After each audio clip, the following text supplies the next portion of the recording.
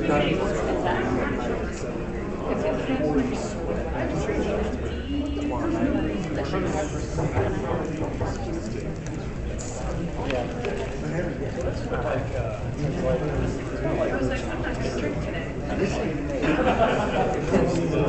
a promise you make in the morning. You'll never.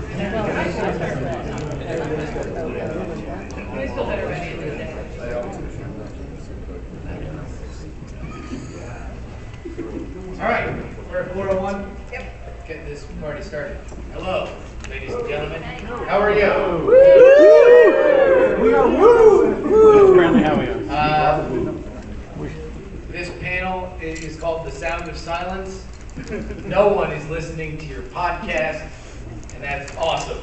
And I feel like it's going to be really rad. Thank you. First of all, thank you all for coming. Give yourselves a round of applause.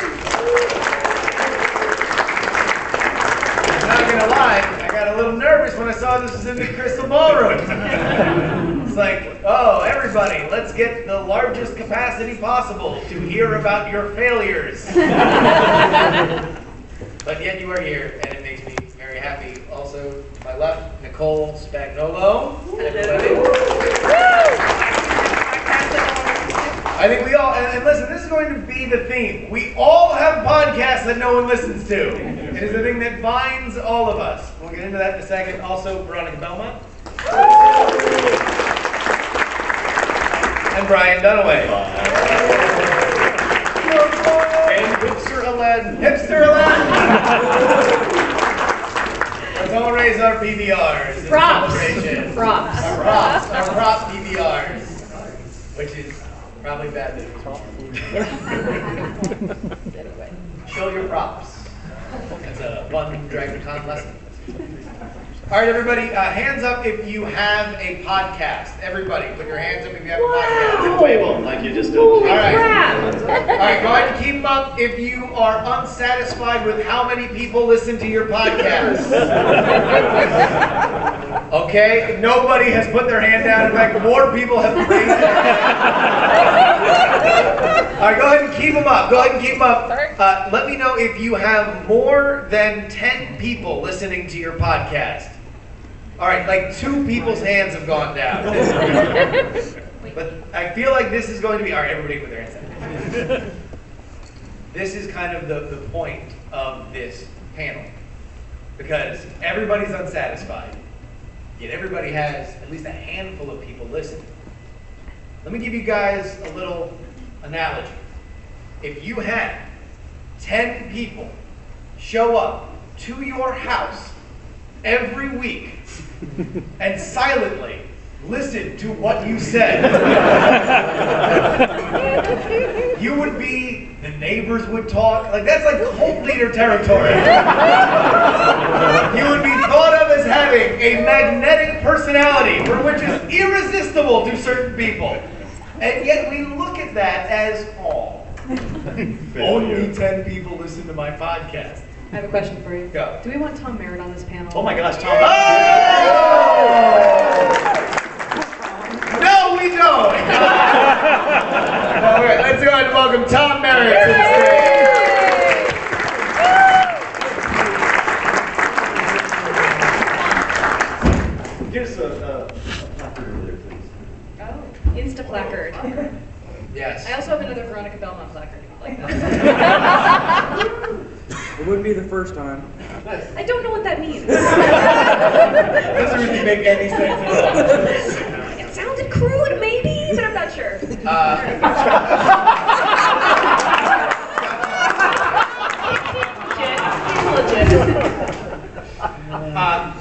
So here's the point. There are a lot of ways that we can look at what podcasting success is. So let's just go around the panel right now and talk about the general feeling. The first time that you looked at your numbers and the pit fell out of the bottom of your stomach and you questioned why you were doing it. Nicole? Why? Well, no, the first time. Like, what was the podcast that you first started doing and you had that initial feeling of like, what? Oh my God, this is so much work and no one's listening. Well, I never really felt like that because we had a different podcast, a video podcast that was kind of the bread and butter. and my little side things were just kind of fun projects. So there was never a point Well, in no, which... that's not true. Exactly, come on. You kind of, especially when you first start. So Ladies of League was the first podcast that I did. Any Ladies of League fans here? Kim and Stephanie are here. So honestly, when I started that podcast, I just expected a ton of mean hate mail because we're women talking about video games.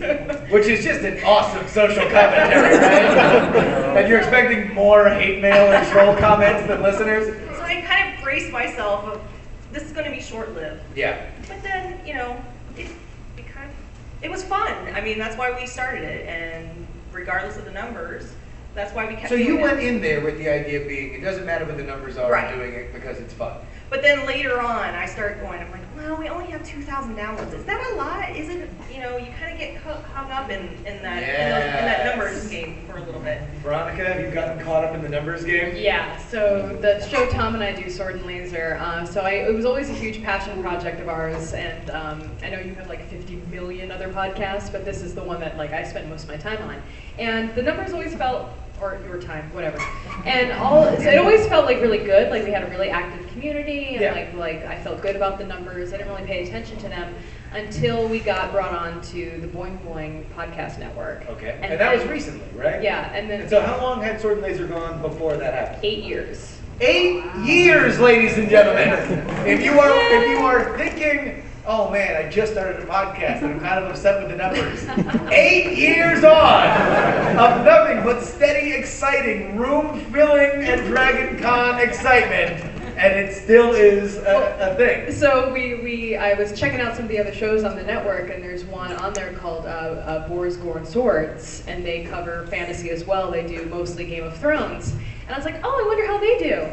Yeah, like 150,000 downloads an episode. And we're like, we have 50,000. And so I think that was the first time I was like, man, we really, like, should we try to grow more? Do we step it up? But I was like, I've been happy with the way our growth is, and it's been organic, and it's been really positive, and the community is still super active, so I'm still happy with it, but it does make you like think a little bit like, oh, should I be doing something different? Well, so maybe we should be covering exclusively Game of Thrones. I don't know. So that's kind of like the two sides of this coin.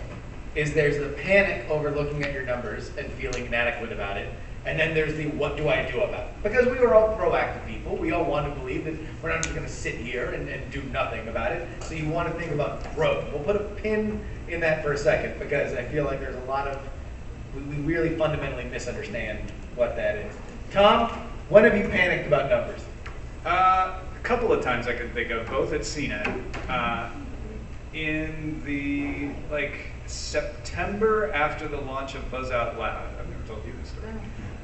Breaking news. We've been like sick. I don't think I've told this story much. I've alluded to it. 6 months into Buzz Out Loud, I think maybe we were trying to decide whether we should go daily or not, because we had been doing like 3 days a week. And my boss, Patrick Houston, CNET editor-in-chief, and I were talking, and I was like, well, I think we should really do it. He's like, yeah, that's great, as long as it doesn't impact your other stuff. And I was like, well, what do you mean? Like this, I feel like the show has really got something. We're getting voicemails and emails. He's like, nobody listens. And I was like, what do you do? He's like, look, those numbers are really small. He's like, maybe you just shouldn't do it at all. And that's when I got punched in the gut, because I didn't have any way to come back. To me, it was obvious. What were those numbers, if you don't mind sharing? I don't even remember, but I remember they were around that time. They were under.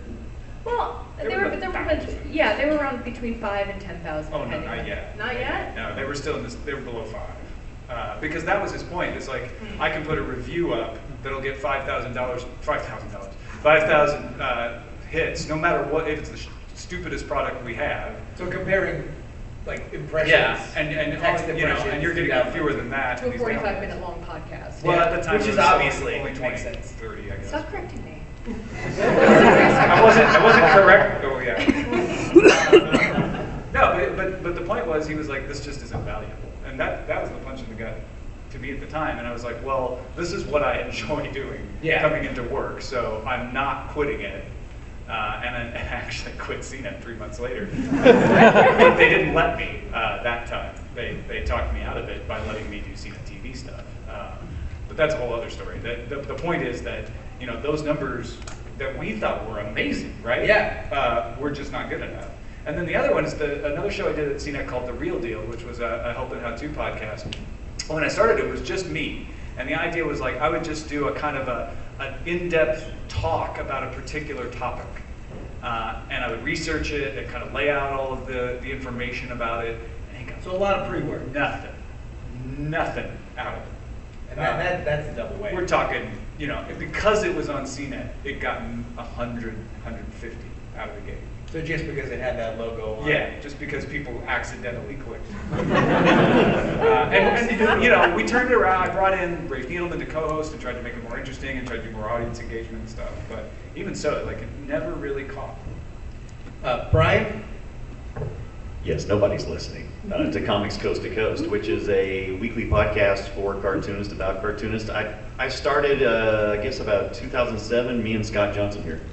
We were doing Extra Life Radio at the time. Yeah. Yeah, and so we enjoyed really good numbers there. And so I was like, okay, I'm going to do my own. I want to direct. So I went over and I started Comics Coast to Coast. And out of the gate, I had great numbers. They were great. Oh, so you have a very. Oh, it's much worse. This is maybe the most painful of these stories. Right. So it's like at first it was like, yeah, we'll hover and see what it's all about, and I wasn't connecting to any of the audience because it was a very geek culture with my Extra Life, where Comics Coast to Coast was very specific with my passion with talking to cartoonists and animators, and it just wasn't translating over, and it still doesn't. But I'm on episode 215 or so, and I'm still doing it, and there's a happy ending there somewhere, but you know, the numbers drop down. Well, you're also trying. I've been noticing you're also trying new things. You've been talking Right. a lot about Saturday morning cartoons. Yes. So we've I was tried like, wait, to. that's different. Right. No, so we've tried to broaden it again, but I don't know if I'm really doing it for the numbers anymore. But I have been crushed many times by numbers and obsessed over numbers and trying to figure out, am I not reading the numbers correctly? It's not me. Is there a mistake somewhere? There's like the 7 stages of looking at your podcast numbers, like disbelief, bargaining, Right. anger, and finally acceptance. So here's what I would say. In all of these cases, people who have had shows that either went on to do something far greater than where that initial moment of panic were, or either stayed there or even declined, you can always benefit from not looking at your numbers. And that's not, it's kind of counterintuitive because you think of that as, you know, putting your head in the sand or giving up or not holding your pulse or your finger on the pulse of your podcast. But I believe, and I'd love to hear your guys' opinion, I feel like there are way better indicators for whether or not you are doing a good job. And make no mistake, the one thing that solves all of these problems is quality. The better that you are doing your show. And when you do episode 1 and then you do episode 50, when you look back at episode 1, you will think, wow, what the hell was I doing? This is not even my show, but I've been so impressed by you two and FSL because amazing. it is just like. Yes, Okay. you did. I've had a prop. That's what I mean. Okay. It's because I've had a couple props today. There's a couple props. Yeah. It's just so impressive because you know you've been doing it for what 2 seasons or coming up on the third more. 4 seasons, Okay. yeah. All right, so see, Just yeah. last year. And it's just so amazing because every time you guys do a live show, like the audience is so engaged and so into it and so like they know exactly how to play into the theme of the show, which is Fantasy Sports League, which is like seriously fantasy. Yeah. And Elves. like elves and stuff. And the engagement there, I think you can't even if it was a bigger show, I feel like the quality of that engagement would be the same. Well, It's and incredible. to Sword and Laser, you guys have, and for whatever panic you had looking at the fact that there's this other podcast that does a similar thing, like your Goodreads stuff is insane. I mean, like you have people who like probably make it their first stop in the morning to go to Goodreads and see what people are talking about because they're so engrossed in a book. We're the largest group on Goodreads right now. Yeah. Look at that! The champ is here! If only they'd listened to our podcast. But all right. So, what do you think? I mean, to take numbers away, what do you think is the greatest indicator, Nicole, of the success of a podcast, or the fact that your podcast is getting better than it was before? For me, it's the amount of email I get. So like with Nerd Parents, it's a relatively new show. Yeah. I get so much email and responses from people listening, and I don't really know. I haven't really looked at the numbers. Yeah. But it's the email that comes in that I'm constantly sorting, because I'm the type of person, I want to answer every single email I get. Well, and especially when something is personal, Yes. as like I'm raising a kid and you are Right. talking to me about the raising of your kid, it feels like there needs to be a dialogue, because Right. people are coming to you in a spot of vulnerability might be a bad word, but Yeah. people are put upon, and they want to talk to other people who've been in that situation. Yeah, because I looked at the numbers in the beginning, but I haven't looked at them since. So I looked at them in like February, so I have no idea if I've grown at all. But it's the amount of email that I get that I'm like, okay, we're doing fine, because Yeah. I'm getting 10, 15 emails every episode, just with additional questions or a thanks or something like that. So. Does anybody at this panel think that I'm full of poop in saying No, that you I shouldn't don't- look at your numbers? Like, I don't want to put words in anybody's mouth. Right, no, go ahead. No, I think you're full of poop. Okay. Enlighten me about my Only fulfillment. in this instance.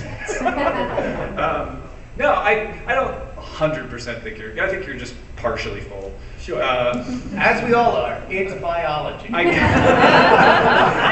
Did you not eat today? So I was distracted by poop. When should you look at your numbers? Why is it healthy to look at your numbers? I would say it is good to look at your numbers when you're responsible enough to interpret what they mean. Yes. And so I don't check my numbers all the time, but I do look at them to see the trends. And the other thing is to actually, when I say responsible, I also mean educated enough to know, like, hey, my numbers are down. Oh, right, it's July. Right. They always go down in July. Compare year over year, if you've done it for a year, and see if they're bigger than last July. Then you're able to say, okay, I've actually increased.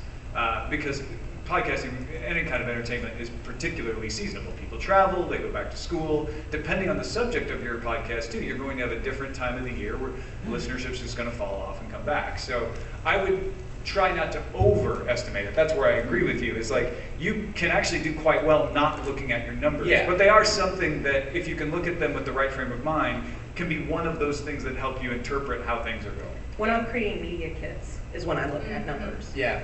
I guess if someone comes to you and says, I would like to sponsor your show, can you please let me know how many people downloaded? Then you need to, right? Yeah, Lie through your teeth. Yeah. That's the thing. Like, the only time I knew what our numbers were was when Tom would tell me, like, every so often. Like, I didn't pay attention to it at all. I didn't even, I think, have access to them at one point.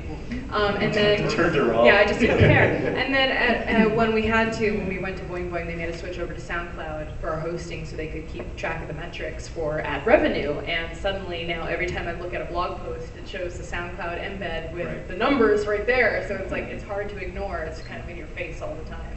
Well, and that's the YouTube effect too. Yeah. I mean, if you have a YouTube channel, you're like, who's in your space, and you're Yeah. like, oh, they have, 400,000 subscribers to my 100,000. I mean, it really distorts your perspective. Because Yeah. I think when you really think of 1,000 people in a room, it's a totally different mindset. And I wonder where does that get lost? Like, where do we look at 1,000 downloads and think, where if there were 1,000 people in front of you, you'd be like, oh my God, this is the best thing ever. Number envy. Just Yeah. Is that it? Yeah, just number envy. Just And it's wanna- a detachment of physical versus virtual. Right. And it really just boils down to just numbers at that point. Whereas we have somebody that actively took the time to come here, be in your presence, and versus click a download. So let's go into growth, because again, that is where we all go to when we feel like annoyed that our numbers are not where we want them to be. We wonder, how do we grow? And I mentioned before, I would say that quality is it. Like, look at your own podcast and think about how you've gotten better, and it could just be your own comfort that, in talking behind a mic and editing and realizing, where you sound natural, where you don't sound natural, if you want to do more interviews, if interviews are not for you, which I think that's another thing that every podcast just kind of falls into, is like, oh, well, like, I'm not doing numbers? I don't know. Let me get somebody who has numbers on the show. Like, look at that. That'll screw with the numbers too. Comics Coast to Coast is almost exclusively interview based, and we will have a huge spike and have a large guest on, and then it'll drop back down, which is very depressing because they go, well, they're not staying for us. They came to listen to that artist, And that's it. and they're gone. Yeah. That's weird because we have almost the exact opposite problem. Really? Yeah, our interview shows. Except on Geek and Thunder. Oh, really? Remember how Yeah. we got a huge spike out? We got a huge spike out of the gate on Geek and Sundry because we were on Geek and Sundry, the Felicia Day, network, and then it fell off. And then we got a huge spike when George R. R. Martin was on because hey, George R. R. Martin, and then fell off. But you're right, the rest of the time it's very stable. Yeah, I think I think they enjoy the interviews, but I think they come mostly for the book talk, which is like why it's a book club show. So they get really invested in participating in that discussion, doing that. And so yeah, it doesn't really seem to matter how big the interview is if it's on audio. They're just like, well, okay. And that's something that I feel like is, this might not be your podcast, but I feel like it is very much everybody who is here on these panels, is our products have gotten better the more of ourselves we've been.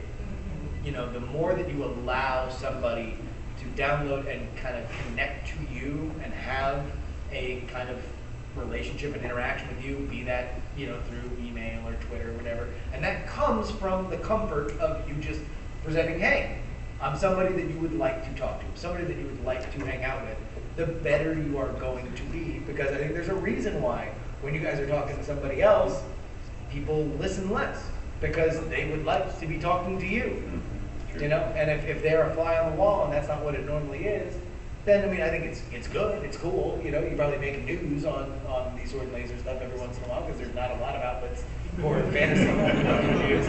I guess even then. For our video site, some of our best growth potential that we've had has been when we get really hard criticism, and it hurts. When you get that criticism, when it hurts, because there is an ounce of truth in that criticism, and so when you can break that down and kind of step away from it. It stings at first, but then you start processing it, and you're like, damn it, they're right. So it's like, are you listening to your audience when they're talking to you? If you're not listening, they're going to stop talking to you. Yeah. All right, we're going to go a little bit longer with panel chat. Does that mic down there work? Can we use that as a listening to people mic? All right. Don Hyman, could you help me out? We've got wireless. We have wireless. Okay, so no, you sit down. If anybody wants to, here, pass that over here. So over here. There we go. Oh, wow. We're gonna pass down these mics. If you guys have a question, and put your hand up. I really want this to be a communal kind of thing because I feel like we are all in the same boat, and I want you to be able to ask any question that you guys want about this subject, because I always feel like it's like the seedy underbelly of the entire podcast track. It's like it is all built on top of this like dissatisfaction with like how many people are listening. All right, well I guess we have questions already, so go ahead. Let's start over there. Hey, I'm Matt from Battle Geeks podcast on the Bottle FM network. There we go. Also, start every question with a plug. Yes. Every question we give you a plug, and it's mandatory, even if you don't have a podcast. Tell us about the podcast you will do. So, we do a weekly show, and my co-host, Frank, who's on here, is super numbers oriented. I'm more laissez-faire. I just do it because it's fun. He is really pushing me to do kind of nail down day, time, every single week. We do it Tuesday, 10 o'clock, yada, yada, yada. But we don't do a live show, so I don't really see the point of you should. nailing it down. Consistency is super, super When do you important. release? We release typically every Monday, but it's... So people, like, if you love a show, if you're really excited about it, you open up iTunes or whatever like podcatcher you're using, and you are like, okay, it's Monday morning, ready to start my week off right by listening to my favorite show on the way to work. And like people get really used to that, and they look for it and they expect it. And it's like I get emails if Sword and Laser like doesn't catch in the feed for some reason, which happens a lot lately for some reason. Like they're like, what's wrong with the podcast? Where is it? I'm looking for it. And I'm like, ah! So yeah, it may not seem like a big deal, especially when you're not doing it live, but it is actually like probably the #1 tip I give everyone when they ask about this kind But of it sounds like you have a week delay. Like you Yeah. record on a Tuesday, you release the following Monday or something like that. Yeah, typically, just because, especially in the summer, our schedule is So you're kind of building that buffer in. Yeah, it sounds like to me. That's what I do with Nerd Parents. Right. It sounds To work out that makes sense for you and your podcast partner. Thank you. Our general rule of thumb on Frog Pants is if it's not fun, we're just going to stop it. Just You stop know, it, I don't yeah. care what the numbers are. Whether the numbers can be great. If it's not fun, we're out. So, speaking of Frog Pants, I was at, we did Nerdtacular, we did a live night attack. Great. Anybody at Nerdtacular? Yeah. There we go. The only time that I have ever gotten a screed of a hate mail over Night Attack, which is by and large an NSFW show before it, has been very positive interactions, was about the fact that we didn't warn people that we were going to be live on Saturday night and have it released Sunday or Monday, because we had to wait to get the video back from the people that recorded it. Right. And it was angry on a level that I have never really dealt with or seen with that audience before, That's which is an addict. by and large very tight knit. And at the end of the day, I had to, initially you kind of oh, come on, man, whatever, we did it a day early, suck it up. But it's our fault, we set up an expectation and then we didn't meet it. And there's plenty of reasons why that can happen. But if you want the back and forth, that's the price that you have to pay. That's the sacrifice you have to do, is set up the safe space that everybody wants to meet at. Who had another question? Let's go ahead, scamper on over there. It better start with a plug. Hi, I'm Mike with theflickcast.com. Yeah! I'm not one of the hosts, but I'm the editor of the show. So Editor!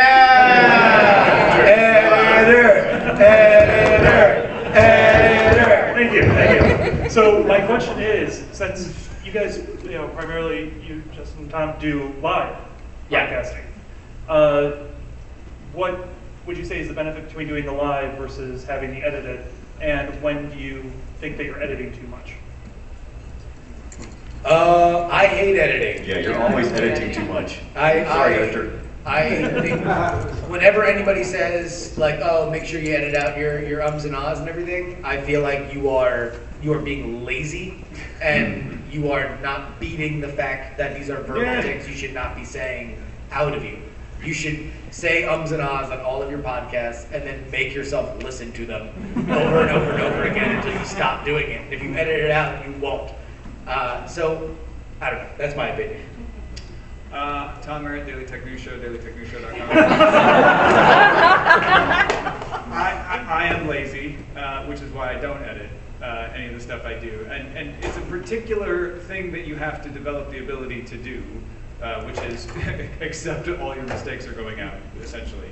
And be able to say, okay, I'm just going to go for 30 minutes and that's it. And what we did is what's going to go out there. And it's part of that, setting up the expectation of the audience that it's live. And so doing it live helps that, because they're like, oh, I know he does it live, that's why that wasn't edited. And if major things happen, obviously we edit. I also get the benefit of when you're doing it live, having that live interaction. We run a chat room along with it, and so you're able to kind of see how they're reacting as you're doing it, to kind of see how it's playing. Not just oh, is this funny? Is it going over well? Is this informative? But also seeing different opinions, different ways it's being interpreted that you might not have thought of otherwise. And I find that extremely helpful, especially in a discussion show like DTNS, where I'm always looking for another perspective on a story, and that chat room's always supplying me with tons of them. And if you want to see a podcast running live really well, the morning stream and the tadpole, they have their own name. The chat room is the tadpole. I mean, even with Night Attack. Yes. The chat room.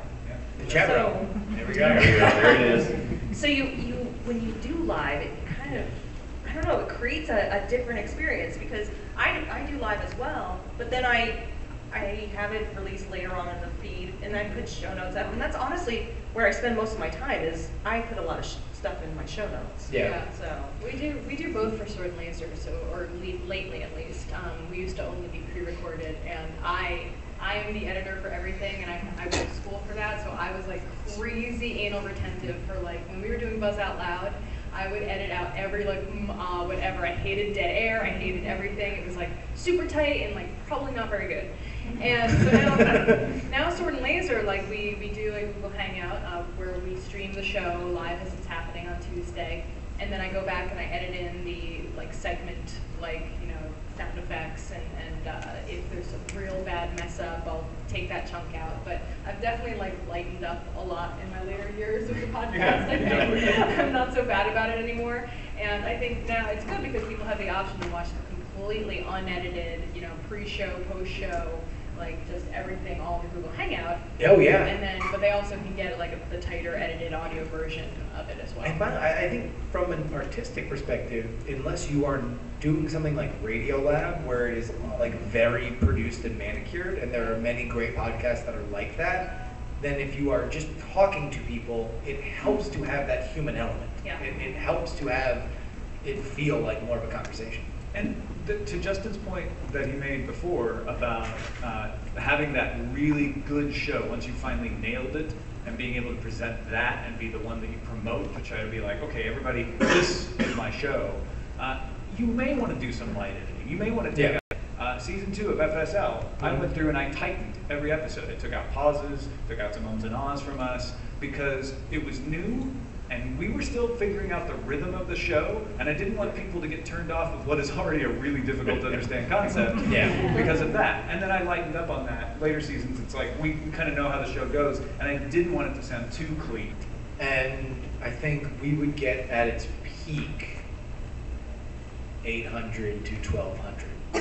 And I kind of feel like that was about the full audience of people who wanted to hear an hour of magic industry talk.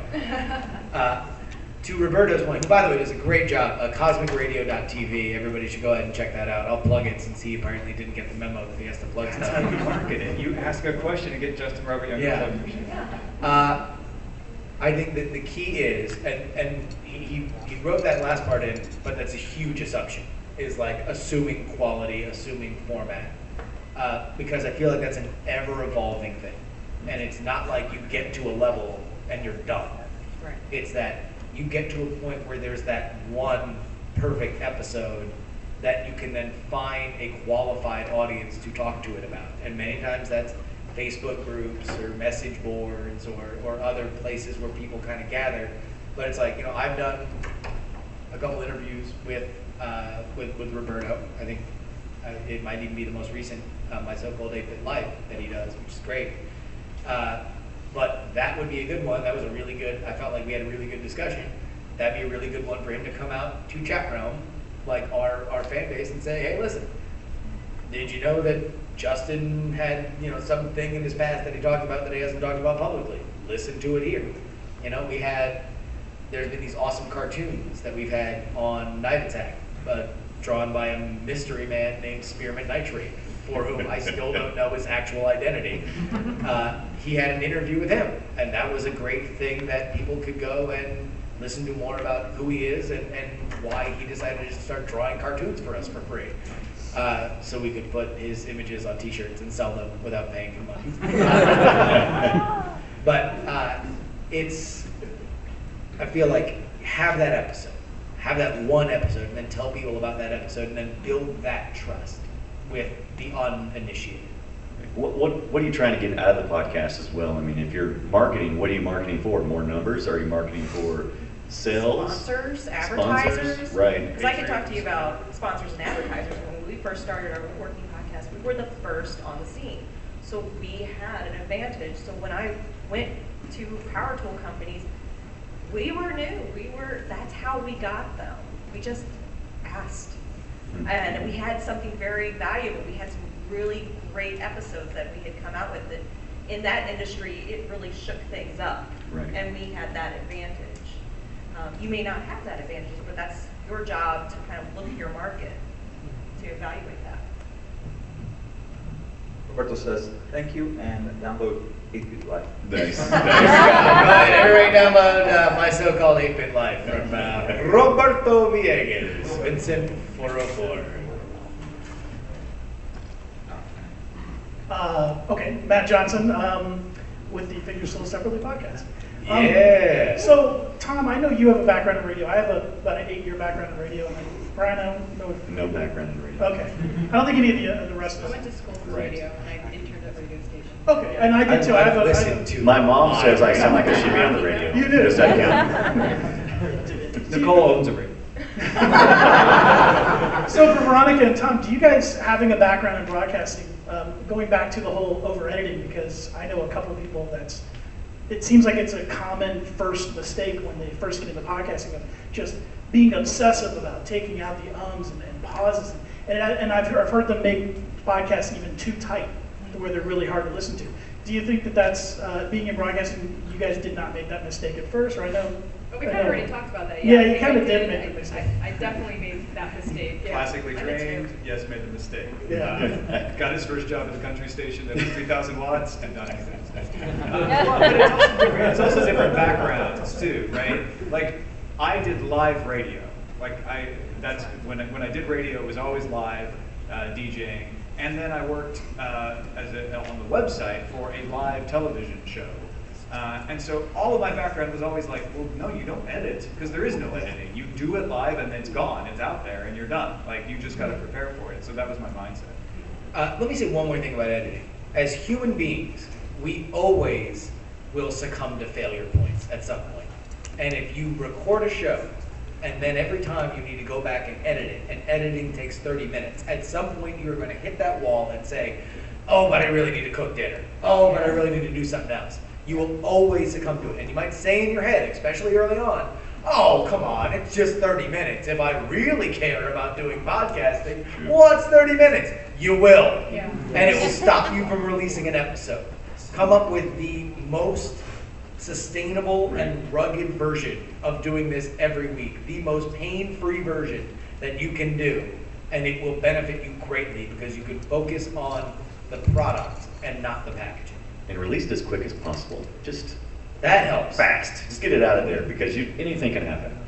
I mean, I schedule my stuff though. I Do you? like to That's really, Well, for like a Monday. It's out of your hands. Yeah. You know? Yeah, we record, I edit, it's done.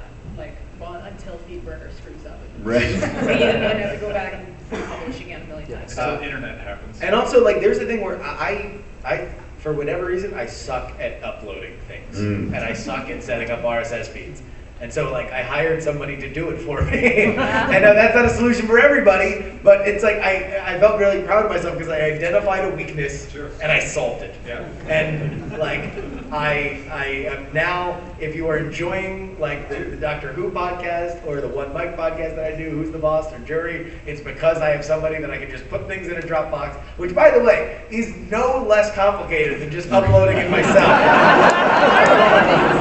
It's the exact same thing, and yet for whatever reason, I found a system that works. There's like a dozen people right now going, I could have written him a script. Yeah. Don't care. I have Cheeto.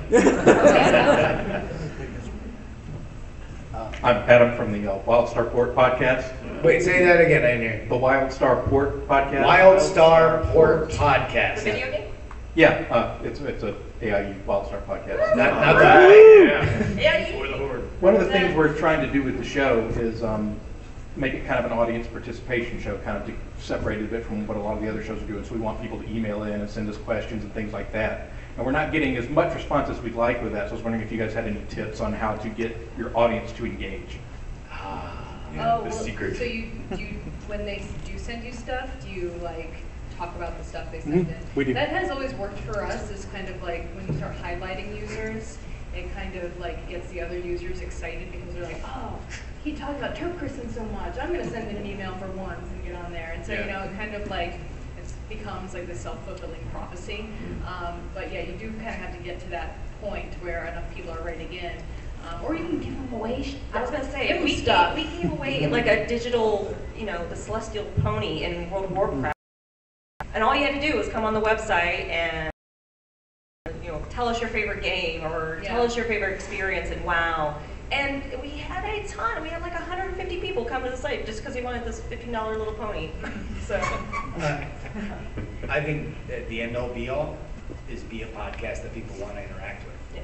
You know, like if like the answer, as is always this, lies in you. Like just think about what are you like. Try to look at your podcast from an outsider's perspective and say, what can I latch on to? Like, what do I want to talk about? And it's not just, well, if you have any thoughts about this block of shit that I just said, like, go ahead and, I don't know, you figure it out. Like, you tell me what you're interested in. Do you listen to your podcast? I've listened to, I've listened, it's rare. I started listening to Night Attack again once we went independent from NSFW because I felt like we were doing a few things differently and I wanted to hear how it was going. And I listened now to the One Mic show, the Jury show, which is just a lot of me listening to me. Just because I want to hear, especially audio levels and stuff like that, where where it's like, I don't have anybody else with me to say like, your mic's screwed up. Like, I just want to know audio-wise, like where I'm at and how I can get better and fading stuff in and out. Your room was ugly that time. Yeah, Veronica told me my room looked like a prison. I mean, we got a lot of ego putting into a podcast. Oh, and yeah. It's very sensitive to get this feedback, and your friends may not want to give you the feedback you need Oh to yeah, hear. no, don't rely on your friends at all. Unless you're friends with Veronica, who's gonna tell you your room looks like shit. Another thing too, like Sword and Laser, we have entire segments that are user feedback driven. So like if I think that's another thing, it's like, all right, if you post in the forums like what your favorite news story of the week was in sci-fi fantasy, we'll read your post and talk about it on the show. But so, was that from day one? Or no, yes. we through feedback we did that. Yeah. See, I think that's another thing. It's like, don't build a ship for no passengers. You know, don't have the like, and now, feedback from our listeners. Well, nobody wrote in this week. So you can write in at sadpodcast@imsad.edu. What? I may or may not have done that One exactly. thing I've noticed, Tom Merritt, cordkillers.com. But we can do this all night. One thing I've noticed is that even on Daily Tech News Show, where I have a very engaged audience, I will go through stretches where it's like, wow, we just didn't get an email for 2 days. And we usually, we'll get at least a sustained level. And I try to think back, like, what were the conversations like? Were they the kind of conversations I would respond to? Because it doesn't mean your show is bad, but if you've said everything on the topic and everybody in the audience is like, that's pretty much it. There's nothing to write in for. So it's not just like, hey, everybody write in and tell me what you think, but finding ways to either just have a controversial conversation, naturally, obviously, don't fake it. Or say, that brings up a really interesting. I would like to know how many people out there are you the kind of person who writes in the podcast? Let me know. Like give them something to actually respond to.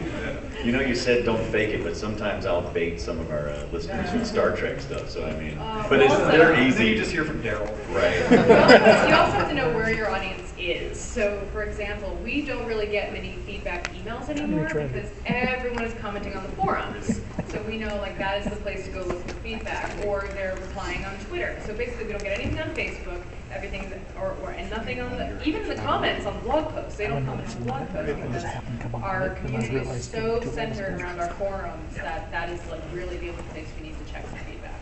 And a lot of the ways you can tell with that is just looking at where other podcasts that are in your niche that have great communication get that communication, because like you're probably going to be talking to the same people, but if you're doing a Minecraft show, you're probably going to want to look to those Facebook or those YouTube comments.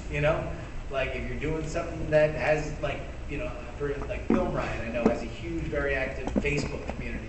If you're doing something like that in that similar vein, then understand that they have found success talking to people in this area, and you might want to go ahead and put your at least cast your net in that same part of the ocean.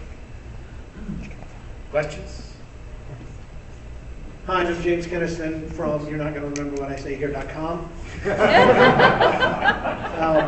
I've got a show. I've done several shows, but I've got one that's that 8-year show. And when you were like feeling sorry for her, oh my God, I'm in the same boat, it's terrible. But, and you know, after your podcast for a while, you get equipment, you get stuff, and you're definitely in a better boat than you were from the beginning. But one thing that I've never had answered, and one thing I've always wondered about, is the numbers question. You go to YouTube, you can see what everybody's numbers are. If you started a channel, you could gauge yourself, okay, I suck, I need to quit, and I need to do something else. We don't get that in the podcast world. Yeah. For a number of reasons. Some we're ashamed to, you know, we don't want to be braggy if we have a lot. I've always wanted to, if you've been doing it by this time, you should have this many graph. And I know that doesn't exist, but I just want to put that to you and see what happened. Well, it should. I mean, in my opinion, like, because Night Attack, last time we looked at the numbers, and again, that was quitting an old show and restarting it from scratch. The old show probably took in around 12 to 15,000 at its max, which in terms of like the broader world of podcasting sucks. And I always hate saying that because whenever you're here like at DragonCon and everybody else is doing their own stuff, like it's like, oh Jesus, 12,000? Like I'd murder a goat for 12,000 every week. But it's live on the show. But it's like, for us, I think we're now sub that. I feel like we're around probably like 5 to 6 or something like that. And I don't give a rat's ass. And I don't give a rat's ass if we ever get to that point. I don't give a rat's ass if we ever go beyond that point. Because, you know, the Patreon is the money element. The community, which came before the money, is really all I ever need.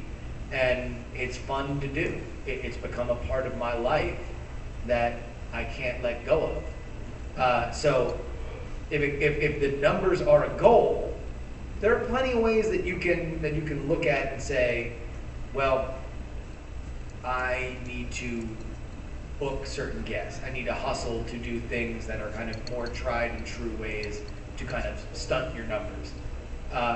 But if your goal is to just do something that you find artistically fulfilling and you kind of also want to make a little bit of money, the best way to do it is just be happy with it.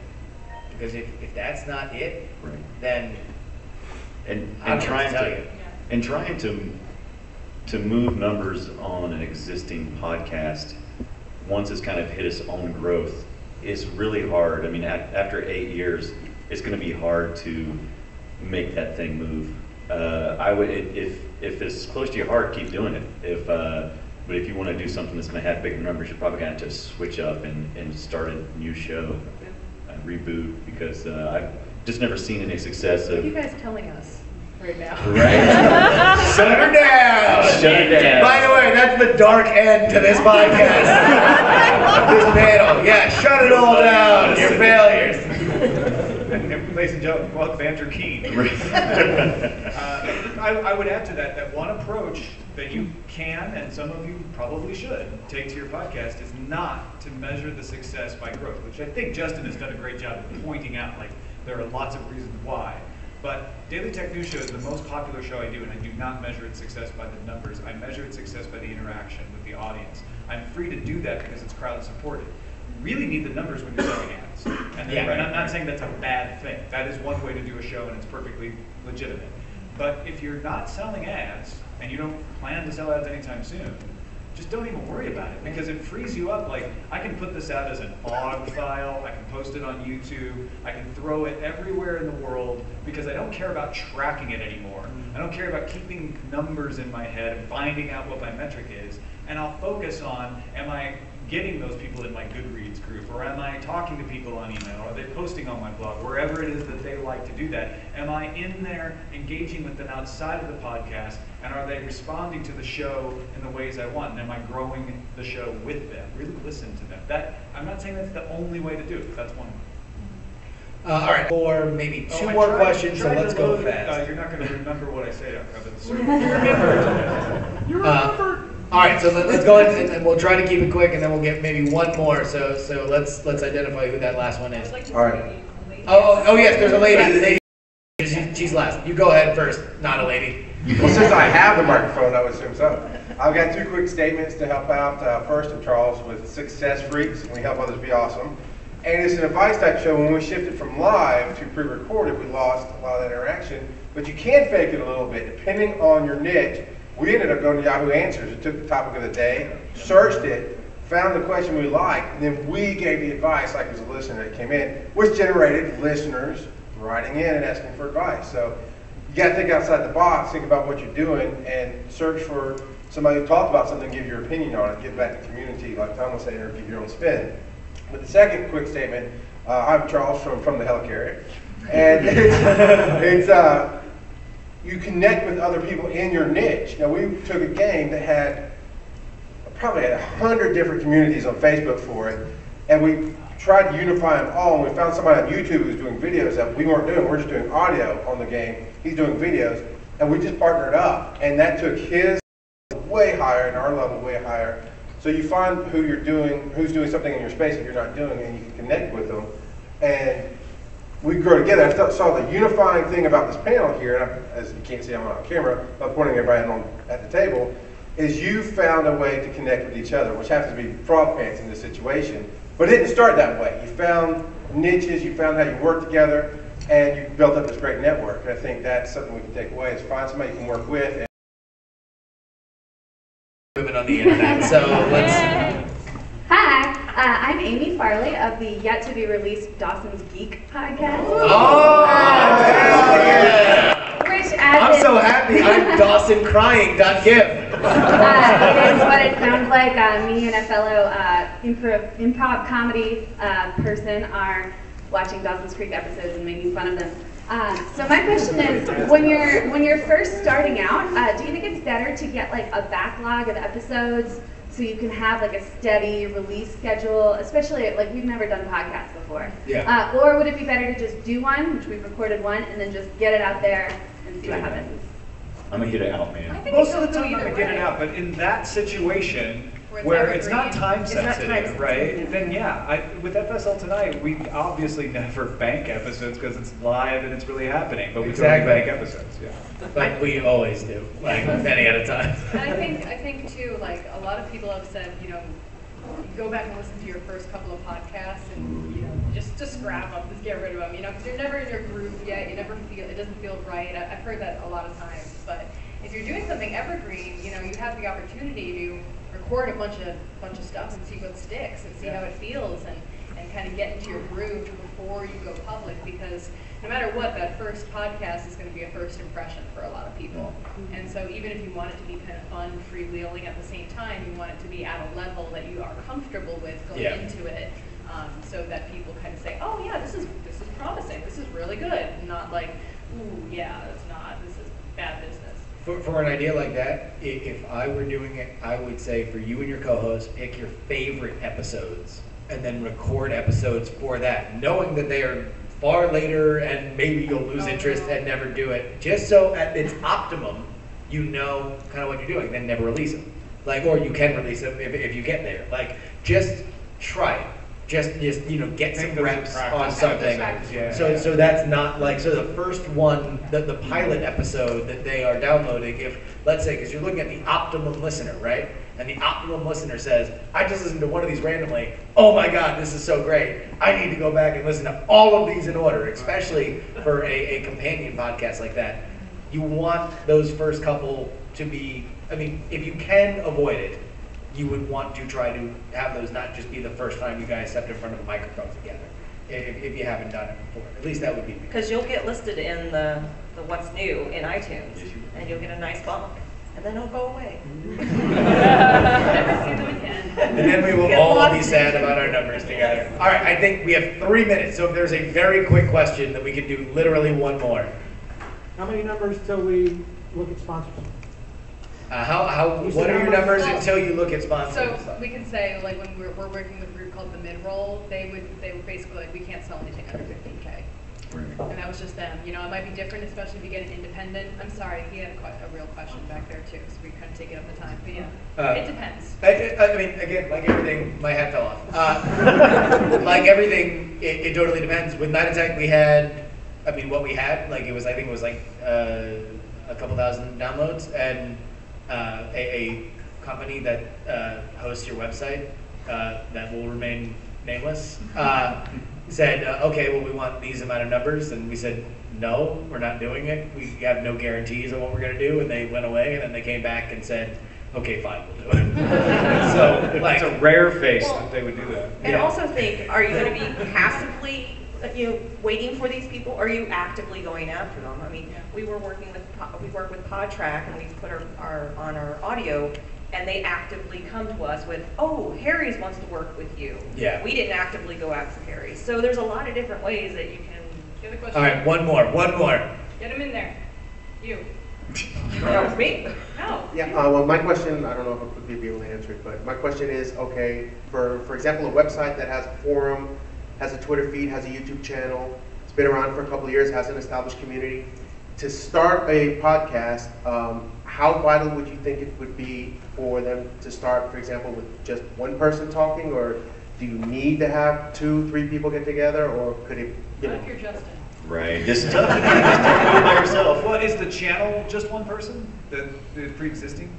Well, no, the website, there's a web, like, I have a website, Ken Horowitz, Sega16.com, it's a retro gaming website. We have a forum, we have Twitter, we have Facebook, we want to move out into... But is it one personality running all of the content? Basically, yeah. If it's one personality, then revolve it around that, and either it's you and your best friend, or you're interviewing people. Yeah. But I would say, yeah, let people know who you are, because they have, been there. You're the brand. Yeah, and just give them more of you. That's what I do. And that's it, ladies and gentlemen. We are done. Thank you guys so much. If you like this panel, go into the DragonCon app and rate us. So if you go into the events, go under podcasting, find this podcast. 5 stars. And let us know what you thought. It goes directly to the DragonCon. And if that thing about sports and elves sounded at all interesting, that's going to be in room 203 at 5:30. Sports elves.